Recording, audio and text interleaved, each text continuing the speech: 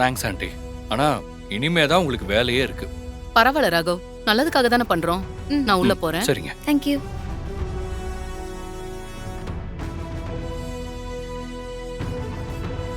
இசை, அசோக நீ கவனிச்சிய?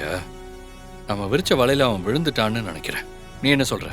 ஆமா ராகவ், எப்படியும் இவன் அம்மா ரூம்ல இருக்கிற நகைய கண்டிப்பா திருடுவான். அம்மா கிட்ட கையும் குளமா மாட்டுவான். நம்ம மாட்ட வைக்கிறோம். அதான் நமக்கு வேணும். ம்.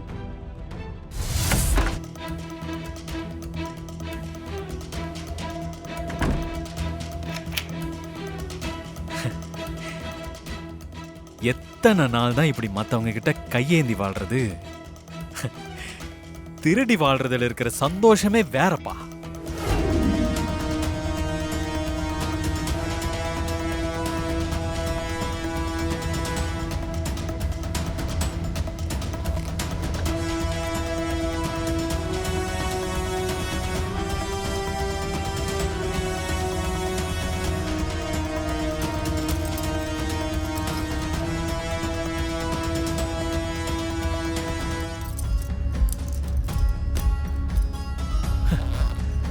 அஞ்சே நிமிஷத்துல ஐயோ 5 கோடி ரூபாய் கைக்கு வந்துருச்சு.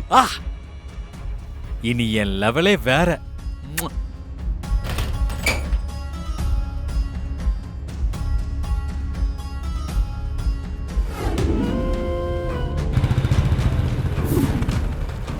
சார் சார் சார் வாங்க சார். நான் சொன்ன மாதிரியான ஆளுங்களோ இல்ல சந்தேகப்படும்படியான வண்டியோ இந்த செக் போஸ்ட்டை தாண்டி போச்சா? சார் நீங்க அனுப்பின போட்டோ வச்சு தான் சார் செக் பண்ணிட்டு இருக்கோம். போட்டோல இருக்கிற ஆளுங்களும் நீங்க சந்தேகப்படுற மாதிரி வண்டியும் யாரும் இந்த செக் போஸ்ட்டை தாண்டவே இல்லை சார். இல்ல வேற ஏதாவது வழியில அவங்க எஸ்கேப் ஆக சான்சஸ் இருக்கா? சார் இந்த செக் போஸ்ட்டை தாண்டாம எந்த வண்டியும் வெளியே போக வழியே இல்லை சார். ஒருவேளை நாம அசோக்க தேடுறோம்னு தெரிஞ்சு அவங்க அலர்ட் ஆயிருப்பாங்களோ? நீ சொல்றதும் நடக்க வாய்ப்பு இருக்கு விஷால். நாம செக் பண்றது தெரிஞ்சும் கூட அவங்க எங்கேயாவது பதுங்கி இருக்கலாம்.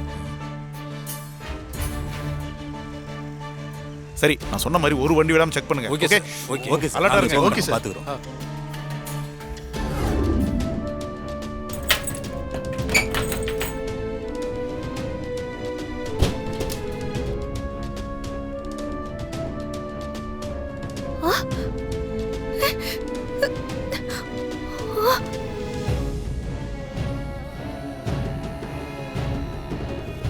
ஐயோ காணுமே. வித்யா, வித்யா, ஐயோ நகைய காணும் வித்யா. நகையை காணுமா? நான் எங்க தானே வச்சேன், எங்க போச்சுன்னு தெரியலையே. சுபத்ரா, நீ டென்ஷன் ஆகுறது எனக்கு ஒரு மாதிரியா இருக்கு. நீ கொஞ்சம் கூலாரு. கல்யாண டென்ஷன்ல எங்கேயாவது மாத்தி வச்சிருப்ப. அது எங்கேயும் போகாது. நிதானமா தேடுவோம். நீ போய் கல்யாண வேலையை பாரு. இல்ல வித்யா, நீ கூட பார்த்தல, நான் இங்க தானே வச்சிருந்தேன் பீரோக்குள்ள. வா வா ராகவ், ராகவ், இந்த குழந்தைங்க தான் இங்க விளையாடிட்டு இருந்தது. இவங்களை கேட்டா ஏதாவது இன்ஃபர்மேஷன் தெரியும். கரெக்ட் இசை.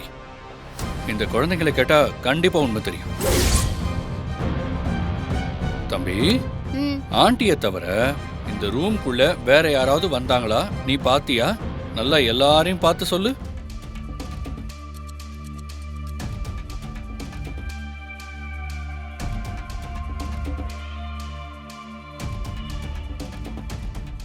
இந்த அண்ணா தான் ரூம்குள்ள வந்து ஏதோ எடுத்துட்டு போனாரு.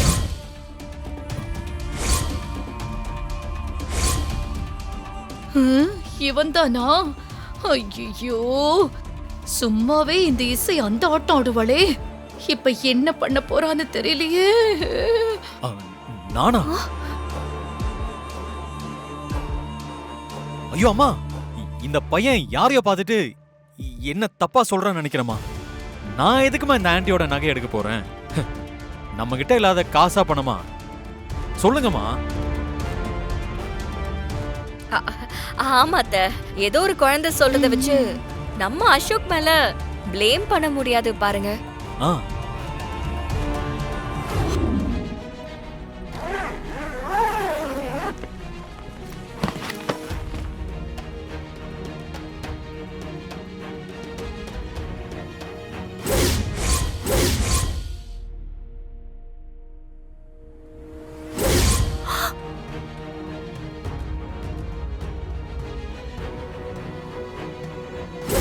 ஏய் அசோக், என்னடா அது உன் பேக்ல இருந்து வருது?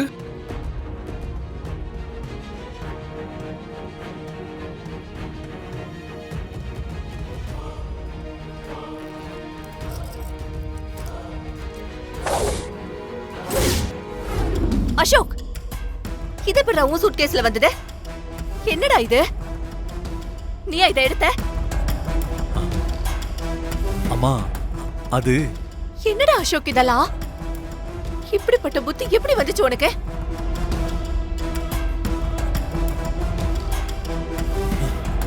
அம்மா என்ன மன்னிச்சிடுங்கம்மா. இந்த நகையை நான் எடுத்தது உண்மைதான். ஆனா நான் திருடனுங்கிற எண்ணத்துல எடுக்கலமா. என்னடா உளற? நகையை எடுத்திருக்க, அத உன்னோட சூட்கேஸ்ல வச்சிருக்க, இப்ப வந்து திருடலன்னு சொல்ற?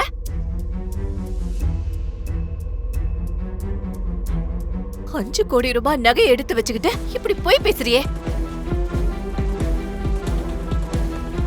ஏன் வயித்துல பிறந்தவனாடா நீ?